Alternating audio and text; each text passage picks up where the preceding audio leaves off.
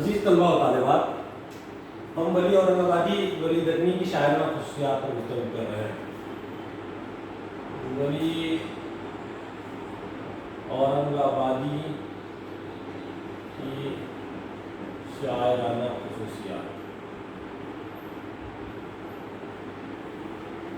ہم نے ولی اورنگ آبادی کے تعارف بھی حاصل کر لیا، ولی اورنگ آبادی کی لسانی تاریخی اہمیت بھی سمجھی۔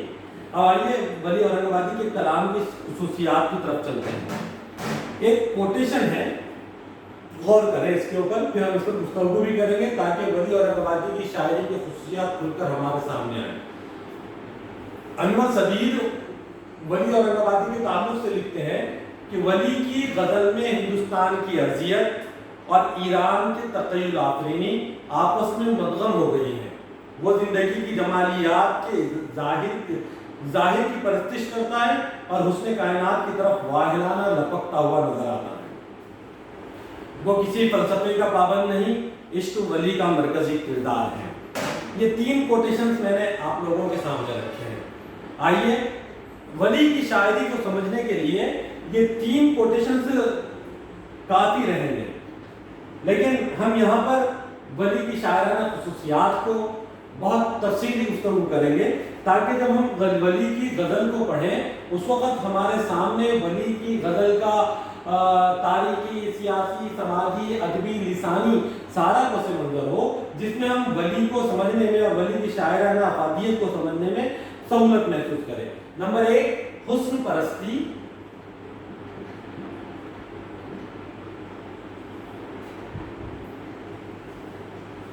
تاکہ ولی کو ہم سمجھیں تو ولی کے سمجھنے میں ہمارے لیے سہولت ہو۔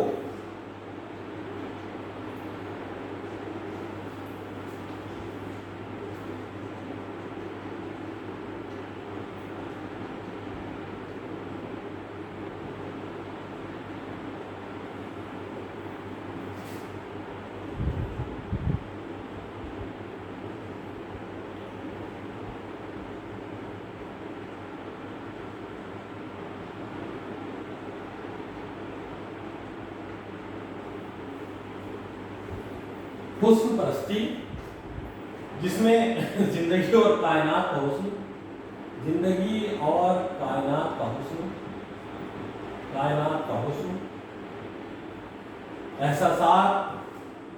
احساسات و جذبات کا حسن۔ آئیے سب سے پہلے حسن پرستی اور تصور عشق، جو کہ ولی اورنگ آبادی کے شاعری کا وصف خاص ہے۔ ولی کو جمال دوست شاعر کہا جاتا ہے، ولی کو جمال دوست شاعر بھی کہا جاتا ہے۔ ولی کو جمال دوست شاعر کیوں کہا جاتا ہے؟ ولی کی شاعری کا اگر ہم مطالعہ کرتے ہیں تو ولی کی شاعری کا سب سے بنیادی عنصر حسن و عشق ہی نظر آتا ہے۔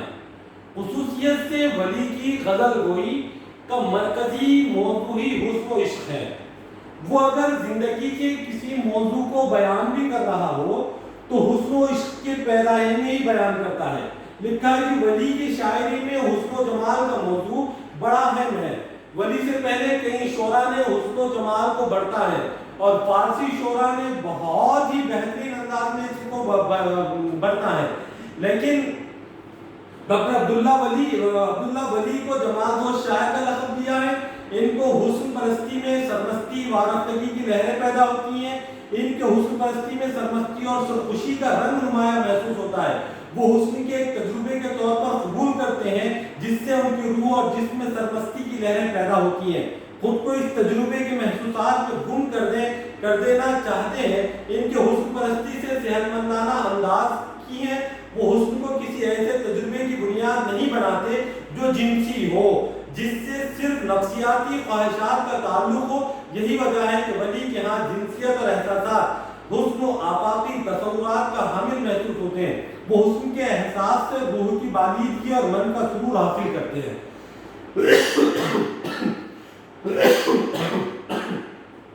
یعنی ہم دیکھتے ہیں جدید دور کے شعراء میں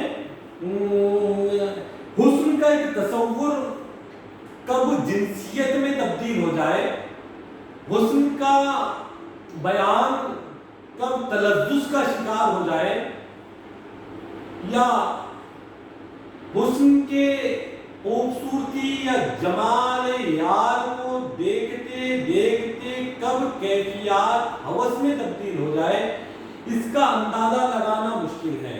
لیکن ولی کی شاعری کی یہ بنیادی خصوصیت ہے کہ ولی حسن دوست ہے، جمال پرست آدمی ہے، ہر چیز کی خوبصورتی کو وہ ذات سے لے کر کائنات کے حسن کو تجربہ کرتے ہیں، ذات سے لے کر کائنات تک کے حسن کو اپنی شاعری میں ولی اورنگ آبادی نے برتا ہے۔ وہ حسن سے لطف اندوز ہونے کے فلسفے کے قائل ہیں، حسن سے تلذذ کا شکار ولی ہوتے ہوئے نظر نہیں آتے۔ ولی کے پاس حسن ایک معیار ہے احساس فرحت کا، ایک تسکین حاصل کرنے کا اور ایک پرستش کرنے کا۔ ولی حسن پرست ہے، لیکن ولی ہوس پرست نہیں۔ ولی کے پاس حسن ایک تقدس کی علامت ہے، ولی اپنے محبوب کے حسن کو نکھارتا ہے، نہارتا ہے، اپنے شاعری کے اندر ولی اپنے محبوب کے حسن کی باریکیوں سے بیان کرتا ہے۔ ولی شاعری کے اندر جیسے یہ شعر ہے، نکل ہے دلربا گھرسوں کے وقت بے حجابی ہے، چمن میں چل بہار نسترن سے ماہتابی ہے۔ اور ایک دوسرا شعر کہ آج گل گشت چمن کا وقت ہے، اے نور بہار وعدہ گل رنگ رسوں ہر بام گل لبریز ہے۔ ہم کو اندازہ ہوتا ہے کہ ولی اپنے محبوب کی تو تعریف کر رہا ہے، لیکن اپنے حسن کی جمال کی تعریف کر رہا ہے، لیکن اس کے اندر جو تقدس ہے، جو پاکیزگی ہے، جو احترام ہے، وہ ولی سے پہلے نظر نہیں آتا۔ ولی نے اپنی غزلوں کے اندر حسن کو برتا ہے، حسن کا تجربہ کیا ہے، حسن کو محسوس کیا ہے اور اپنے سامع و قاری کو حسن کا احساس دلایا ہے۔ لیکن ولی اورنگ آبادی نے حسن کو ہوس بننے سے محفوظ رکھا، حسن کو تسکین نفس کی اس غلط روش سے محفوظ رکھا۔ حسن کے مثبت رویوں کا ولی قائل نظر آتا ہے، اس لیے ولی کے پاس محبوب کا تصور ذات سے نکل کر کائنات تک پہنچ جاتا ہے۔ کائنات کی ہر چیز ولی کے محبوب کا رنگ اختیار کر لیتی ہے، اور ولی کو ہر خوبصورت چیز میں اپنے محبوب کا دیدار ہوتا ہے۔ اس لیے ولی اورنگ آبادی کے پاس حسن ایک معیار ہے، حسن ایک تقدس کی علامت ہے۔ ولی کا یہ شعر جو میں نے ابھی آپ کے سامنے پڑھا ہوں، اگر اس شعر کو اگر آپ محسوس کریں، آپ کو اندازہ ہوگا، نکل اے دل ربا گھرسوں کے وقت بے حجابی ہے۔ ہاں، نکل اے دل ربا گھرسوں، نکل اے دل ربا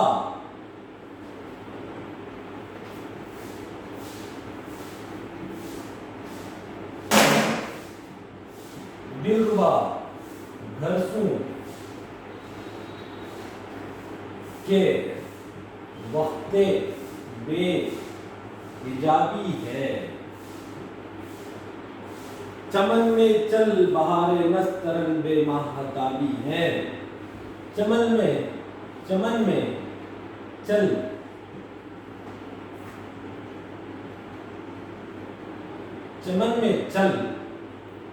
بہار نسترن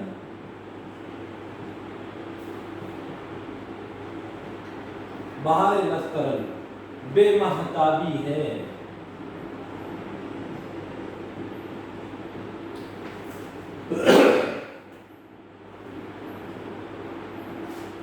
چمن میں چل بہار نسترن ہے ماہتابی ہے۔ اگر آپ اس شعر کو دیکھیں تو ولی کی حسن پرستی کا اندازہ ہو جائے گا۔ ولی اپنے محبوب سے مخاطب ہے کہہ رہا ہے نکل اے دل ربا گھر سو کے وقت بے حجابی ہے، چمن میں چل بہار نسترن بے ماہ تابی ہے، کہ اے میرے محبوب نکل اے دل ربا گھر سے وقت بے حجابی ہے، اے دل ربا گھر سے باہر آ، کیونکہ یہ وقت اب بے حجابی کا ہے۔ کیوں بے حجابی کا ہے؟ کیونکہ چمن میں چل بہار نسترن بے ماہ تابی ہے، کہ چمن میں چل، چمن میں بہار آئی ہوئی ہے اور چاند تیرے حسن کو دیکھنے کے لیے، ہاں تیرے اور چمن کی نسترن، چمن میں جو بہار آئی تیرے حسن کو دیکھنے کے لیے بےتاب ہے۔ اب یہاں پر اگر ہم دیکھتے ہیں تو ہم معلوم ہوگا کہ شاعر نے کس خوبصورتی سے، ولی نے کس خوبصورتی سے اپنے محبوب کے تصور کو پیش کیا، اپنے دلربا کی خوبصورتی کو بیان کیا، کس تقدس اور کس پاک بازی سے اپنے محبوب کے حسن کو بیان کرتے ہوئے اس کو بے حجابی کا مشورہ اس وجہ سے دیا ہے کہ اگر چمن میں تم نکل کر آ جاؤ تو اس چمن کے حسن دوبارہ ہو جائے گا، چمن کا حسن دوبارہ ہو جائے گا۔ تو اس لیے عزیز طلبہ و طالبات، ولی کی شاعری کی خصوصیات میں سے ایک خصوصیت یہ بھی ہے کہ ولی اورنگ آبادی اپنی شاعری کے ذریعے اپنی شاعری کے ذریعے تصور، حسن پرستی کے اس تصور کو جس خوبصورتی سے بیان کرتے ہیں، یہ ولی کے بعد کہیں دوسری طرف ہم کو نظر نہیں آتا۔ ولی سے پہلے بھی کہیں ہم کو نظر نہیں آتا تھا اور ولی کے بعد بھی اس طریقے سے ولی کا بیانیہ ہم کو کہیں نظر نہیں آتا۔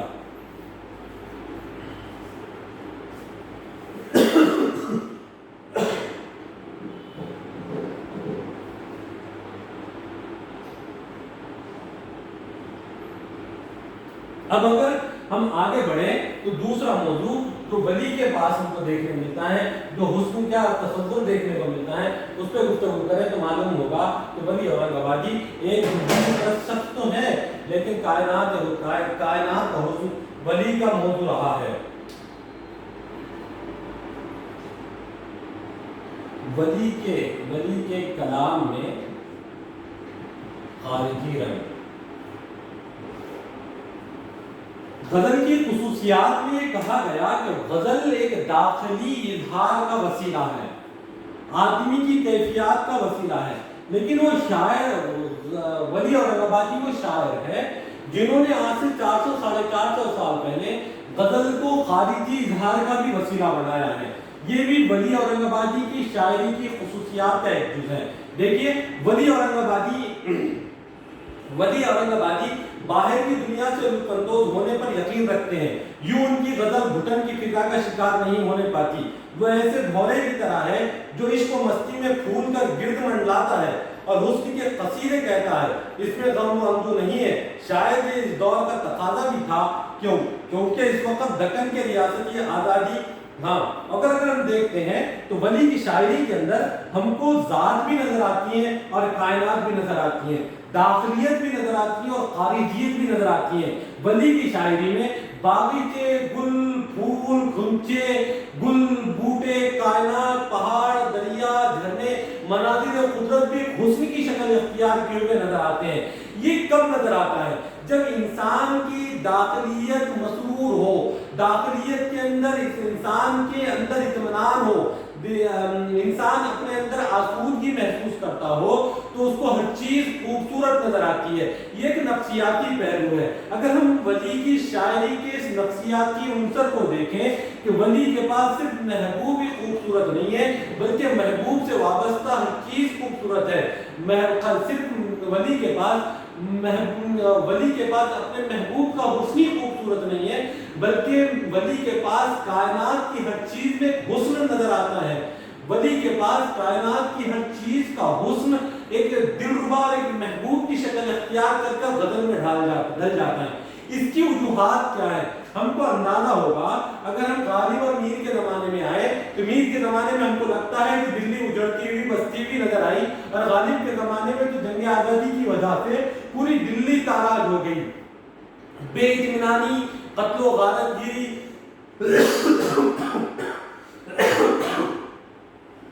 تاراجی کا ماحول تھا، اس لیے میر کی شاعری میں اور غالب کی شاعری میں خارجی پہلو ہیں، لیکن ان خارجی پہلوؤں کے ساتھ شکایت ہے۔ خارجی پہلوؤں کا حسن یا خارجی پہلوؤں کا بیانیہ میں وہ سرور اور لطف نہیں ہے جو ولی اورنگ آبادی کے پاس نظر آتا ہے۔ ولی اورنگ آبادی کے پاس نظر آنے کی وجہ یہ بتائی جاتی ہے کہ ولی اورنگ آبادی کا تعلق دکن سے ہے۔